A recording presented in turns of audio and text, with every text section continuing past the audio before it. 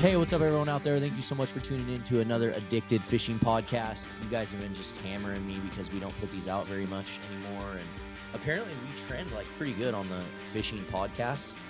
Like we're like ranked on the podcast pretty high. And so we're like 2,800 out of 29. No, I'm totally kidding. No, we're like ranked pretty high. And I think we would benefit from recording these a little bit better, or actually like, I mean, somebody just asked me the other day, do you guys do podcasts? Yeah. Not in the summertime. I was just going to say, when the days get short, we do podcasts. When the days are long, we're fishing. Well, it's funny too, because like sometimes it'll be like Clint's just on his A game, getting the podcast like edited, getting them up like instantly. And then I'm not on my A game. I'm like screwing up and like not publishing them good. And then Clint will go off of his A game and not edit them. And then that's when I'm like on my A game and like asking him like where the hell the podcast is. No. Don't admit defeat or fault. It's always the last podcast that is still sitting in the podcast folder is Clint's fault. Okay. And I didn't put it out because remember, Clint, we were like, we need to put this out like this week. And if we don't, we're basically burning it. And we didn't put it out. And so now we had to burn it. Because it was right before the sturgeon opener, and we talked like a sturgeon. Remember? Yeah. Yeah. So anyway, guys, there's just a little backstory of why we suck at recording these. But if you guys want to hear more of these podcasts, please just do something. Tell us, comment, send us some Instagram messages. Tell us a story on what you want to hear. Yeah. Shoot us some emails. Let us know. Let's hear some comments on our YouTube channel, wherever, to let us know that we need to be recording more of these. Because if we get enough good feedback, we'll figure out a way to put more effort in and record these damn podcasts because we like recording them. We do like recording them. It can be anything, too, from like current fishing, current techniques, like how we can talk about the current state of the government. Oh, we could talk about how Little got his name, or like anything. Yes, like totally.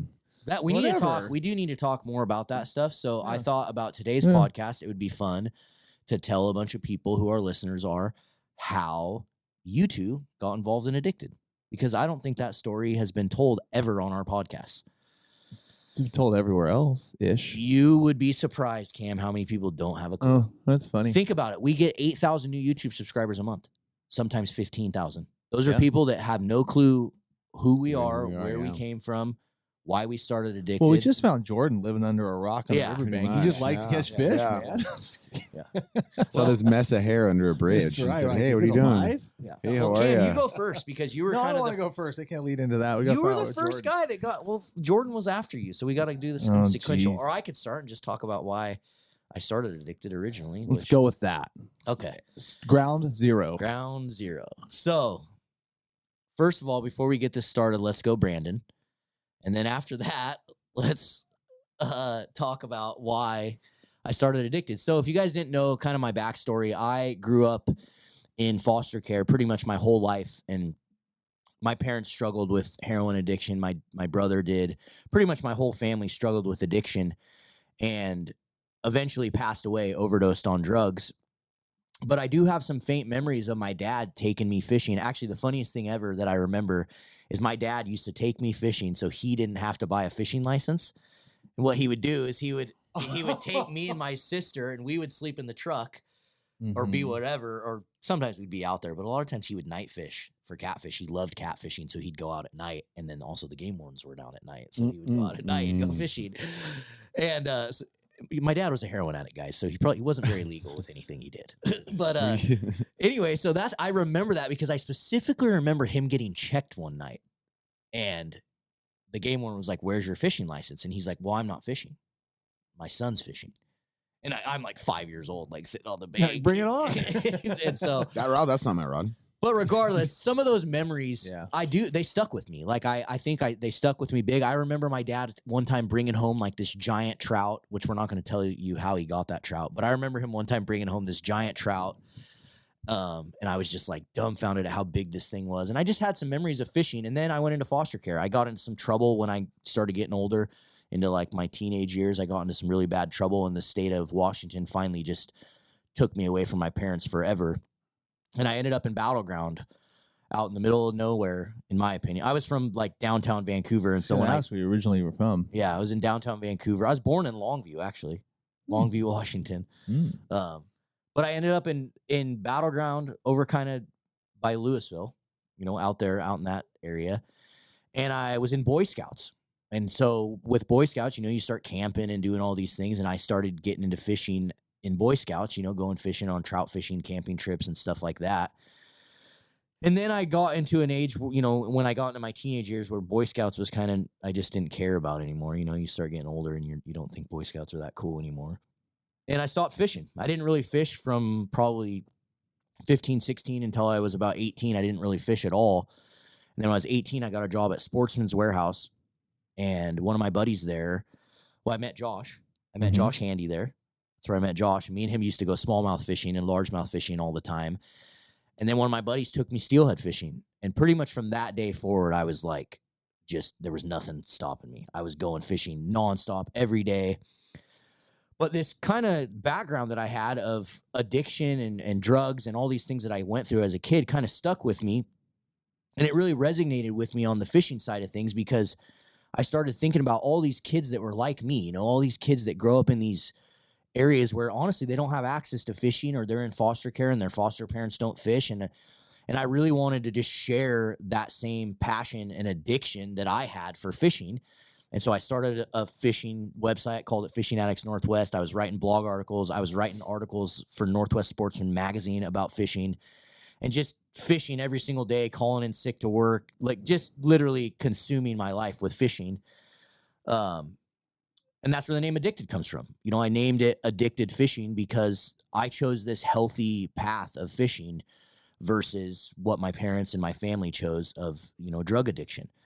And so the brand continued to grow. I have a marketing background. I've done marketing and business development kind of my whole life. And so it was an easy transition into the fishing world to start kind of branding fishing and teaching people how to fish. And we've stuck with the motto from day one: educate, entertain, and inspire. We put all sorts of videos out, educating people and teaching people about fishing and advocating for fishing. And it's gone really good. But I will say when we kind of first started, about 3-4 years into the blog and we had built a following. We probably had 6,000 or 7,000 followers on Facebook and we had a decent Instagram and we had some YouTube videos. We would make these like highlight reels of us steelhead fishing all over the place. I still remember all the YouTube like creator studio songs that they would all be to. Yep. Like they're all like the familiar songs you hear Yep. everywhere. Anyways, sorry. Yeah, so we'd make a lot of that stuff. Memories. But I would That's say the first thing I think about too when I think of those videos. Yeah. The music. But I would say we were kind of looked at in the fishing industry as just like punks. Like we were just little punk kids. I wore my hat like up off my head and kind of crooked to the side. And, I just didn't really give a shit about what anyone thought about me. I really loved fishing and I wanted to share that with other people. But I couldn't really like turn what I had built into like a brand or into something more professional until I met Cameron. And then I met Cameron.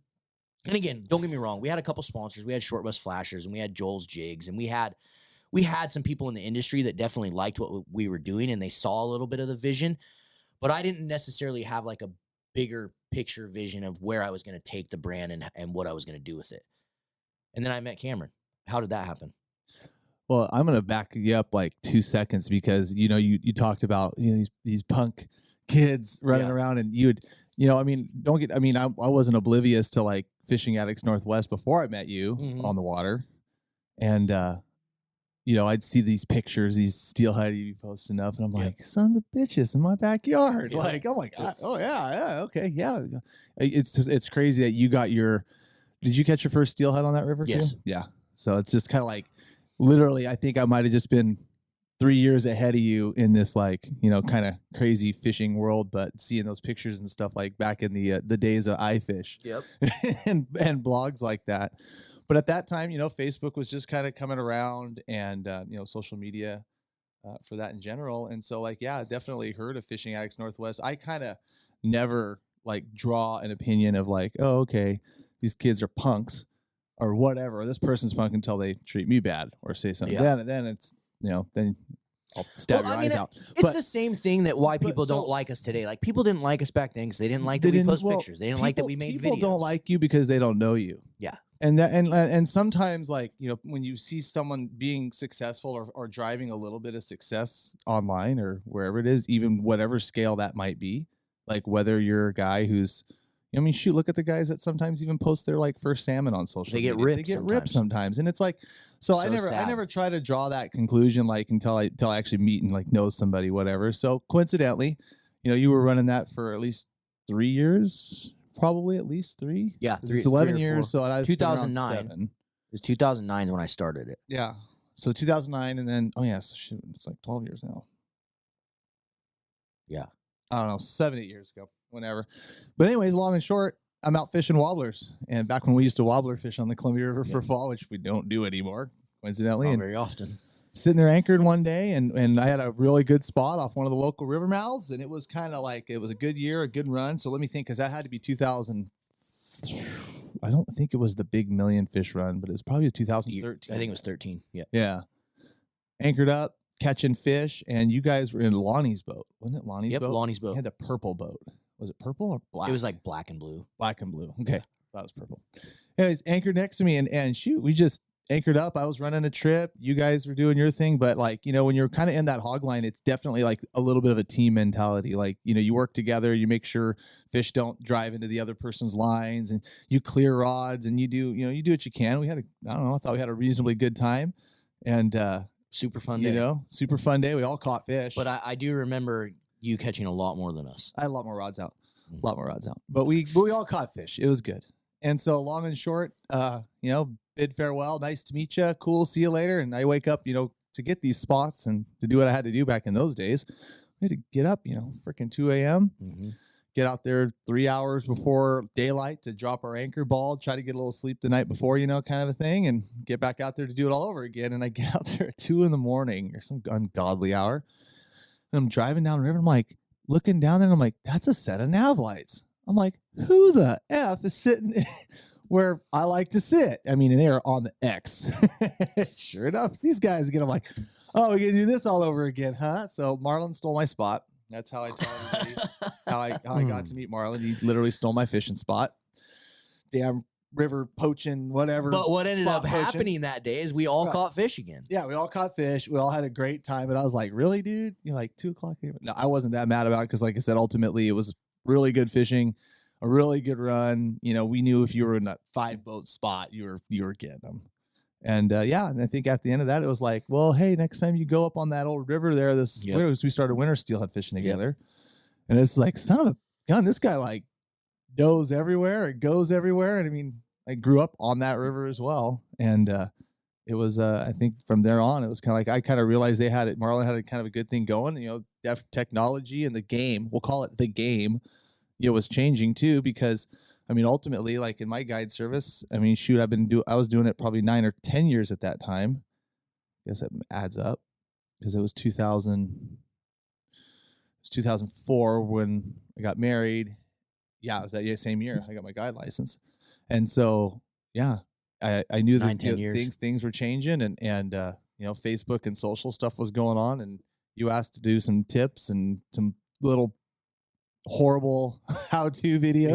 Yeah, sure. We made some terrible ones, but they helped a lot of people. A lot of people gravitated towards that. And then, of course, like outside of Fishing Addicts Northwest, like I saw the response, just with, not even necessarily like with business response, but just people on the river like, man, I saw that video, thank you. Like that really kind of helped. And now my daughter caught a fish, and, you kind of built this, there definitely was a community there, and I saw it, and I saw that in Marlon and what he'd built. And so, I wanted to be a part of it and wanted to help out. And here we are, history. 3 movies and podcast studios and freaking adventures to Florida and ICAST and trips to Alaska and everywhere. It's been a crazy Michigan. Yeah. I mean, countless fishing adventures. Who knows where it's going to go? So a lot more plans in the works, that's for sure. And we wouldn't be able to do it without all you guys out there that follow us and support us, and we just really appreciate all the support, and it's just been a crazy journey, and I can't wait to see where it's going to go into the future. I'm really excited. It's a lot more fun. But along those journeys, especially I think with the first movie, we found that guy sitting under the riverbank. Long, I think his hair was down to his ass at that time. Might have been. No, I'm kidding. Yeah, might have been. Was it longer? I can't remember. It was definitely more tangled up. A little more dready for sure. A little more like I've been fishing 150 days straight. Yeah. Last but not least, so I stumbled into the Addicted booth at the Sportsman Show. I was working a booth at the Sportsman Show for a lodge I was working at in Alaska, and was just kind of wandering around and walked over and made my way down through the one side of the show that now we own the whole row, which is awesome. Yeah, that developed. And saw Marlon standing there, and I was kind of just, going booth to booth, talking to people, and somehow I honestly don't even remember the first interaction as much. Yeah, I do. You came up to me, and I remember thinking, like, who the F is this guy with long hair and stuff? I remember getting, like, pretty weird impression when you came up. But then you came up, you shook my hand, you're like, hey, I'm Jordan. I guide on this river. I've watched a few of your videos. I think they're awesome. And you gave me one of your cards, and you're like, if you ever want to go fishing, just hit me up. I'd love to take you guys out. Mm-hmm. That's kind of how the first interaction went. Well, and I remember calling. I actually called Lonnie.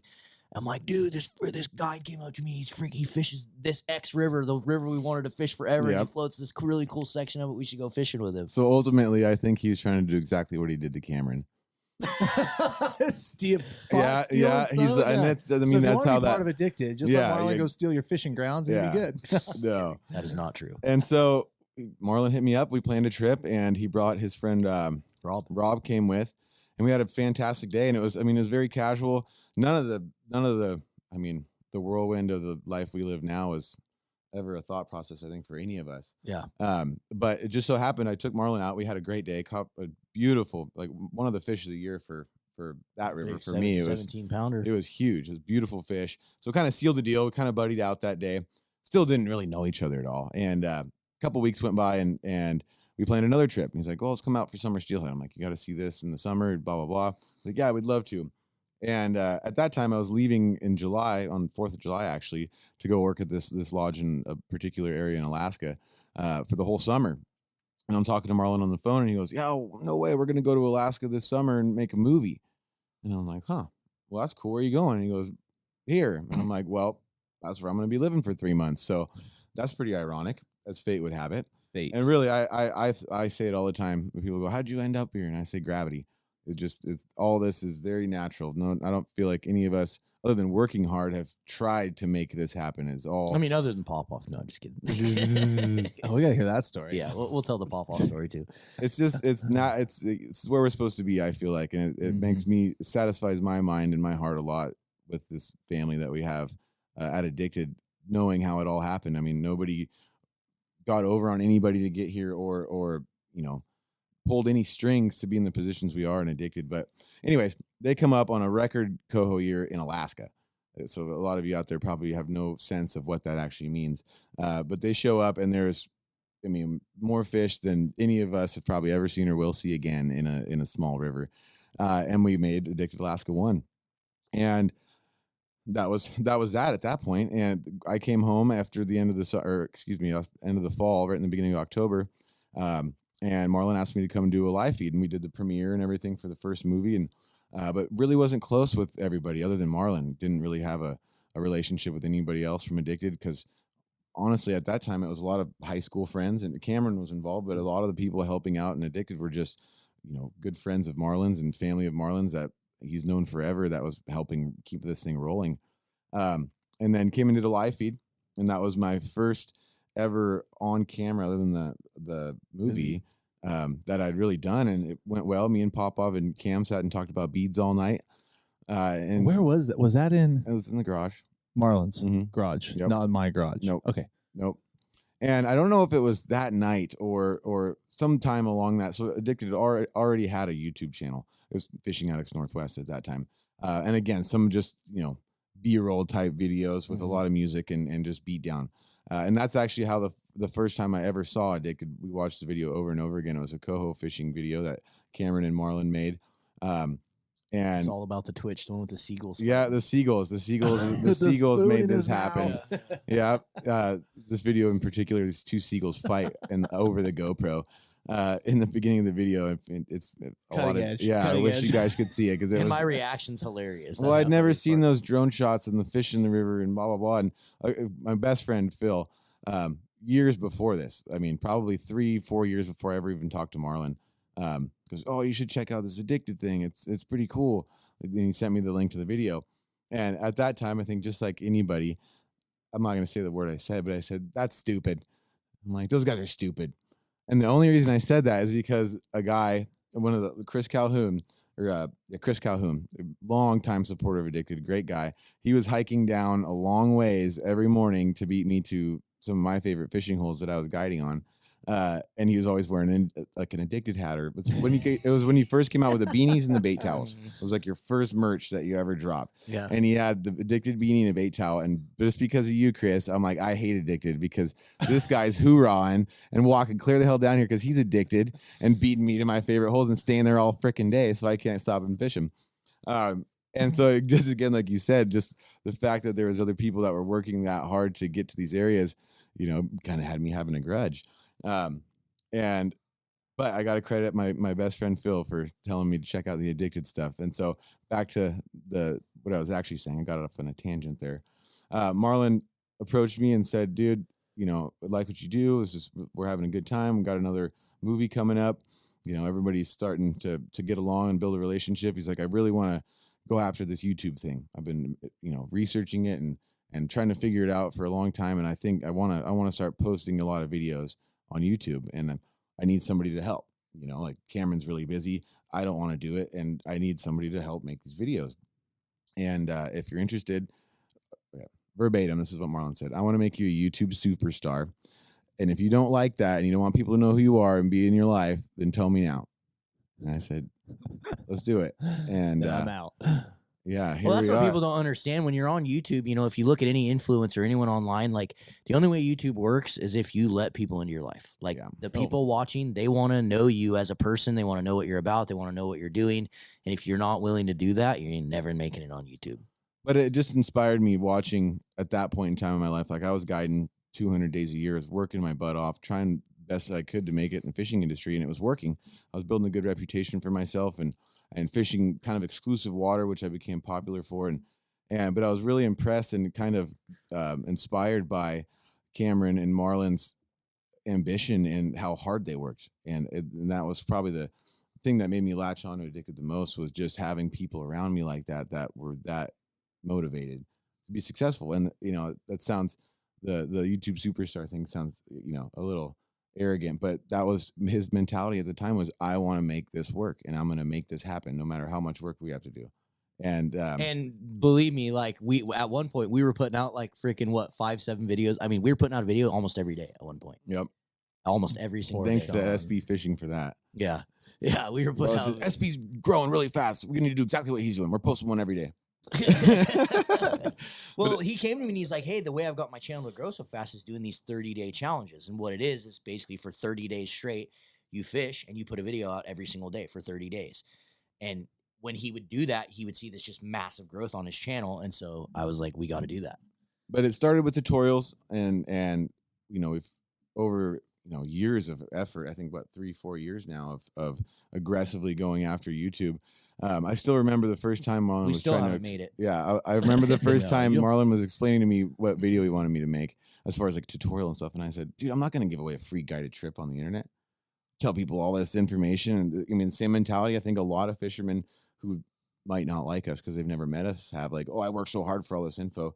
And then slowly I started to realize like what we were doing for people and how many men, women, children that we were helping and people who were in a bad place in their life, or people that just wanted a new hobby, or and so that's really what inspired like what we're looking at now, And then it kind of dawns on you that even though you tell all those people, you're still Jordan Knigge. I was going to say something in the middle there, but you're still Jordan Knigge, and you still catch all the fish you were going to catch. That's what's so funny. That's exactly that's what the I'll part, never understand. And that was my hang up. And truth be told, now after running this with you 7-8 years, whatever it is, you still catch more fish than any. I don't mother catch effer more I know. fish than any mother effer than you, but I still catch the fish that He I'm tries going to be humble, catch. but he does, guys. And I still catch fish, and I realize that when I do see someone who beats me to my spot or anything like that, I usually kind of like you said, hold the grudge. But if I do see him wearing an Addicted sweater, I don't hold less of a grudge. I know well, and it's like you've always taught Yeah. me: learn how to fish. Don't learn how to fish a spot. Yeah, but no, it's so. But it goes around, and you're right. I didn't mean to stop you. No, on no, that, but you realize like you go to even new rivers that you've never fished before, and that's kind of your thing. Now you're traveling all over, and you're still catching them and catching them pretty good.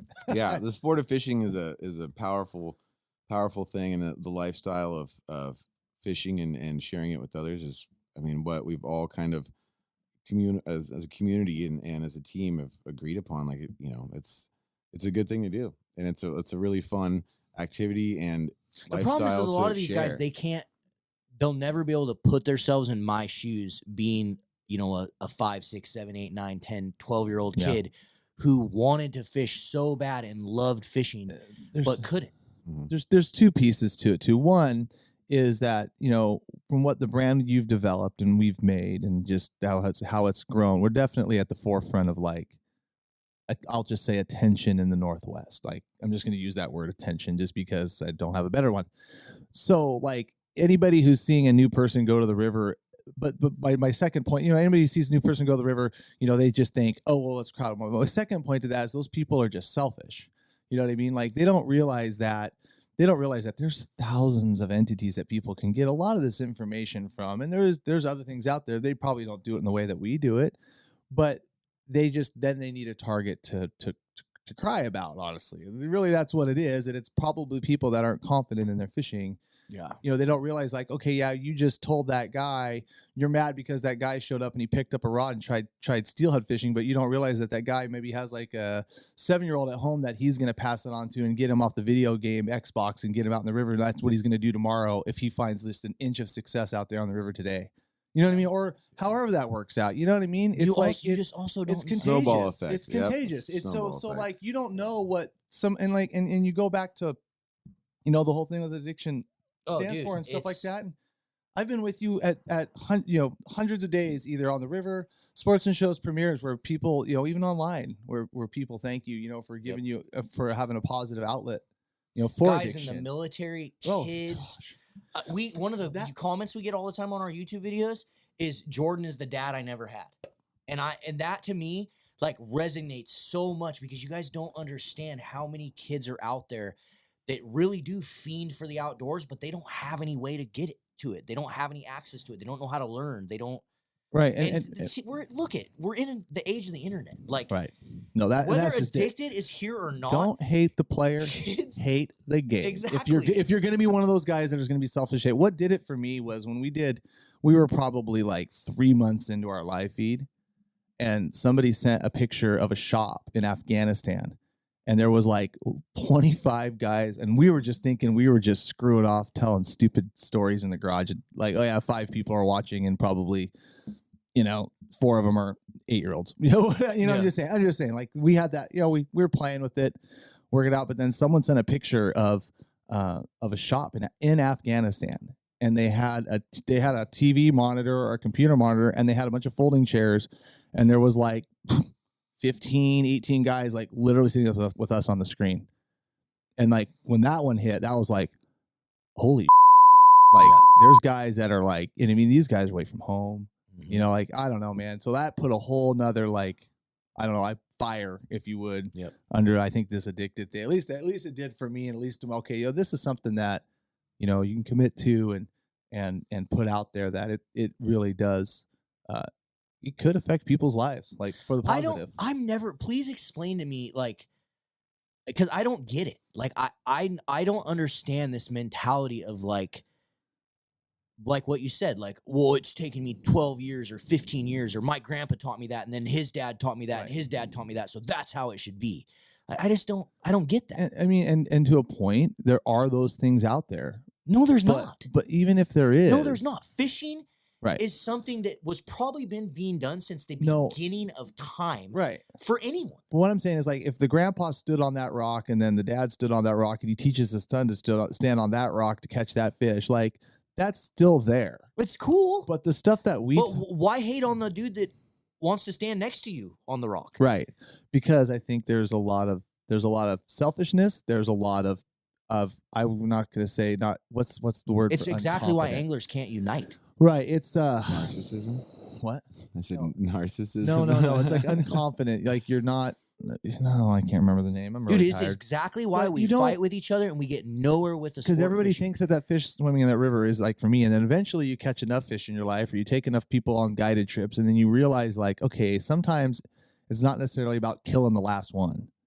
You know what I mean? And those generally, I find that those people that don't that fish is the rivers, the thing of not the persons or or any human. Or It's mammal. funny too, because a lot of our like people that are so-called haters, they like make their living in these areas that I've never even fished in my entire life, and I would never go there because they're like shoulder to they're always crowded.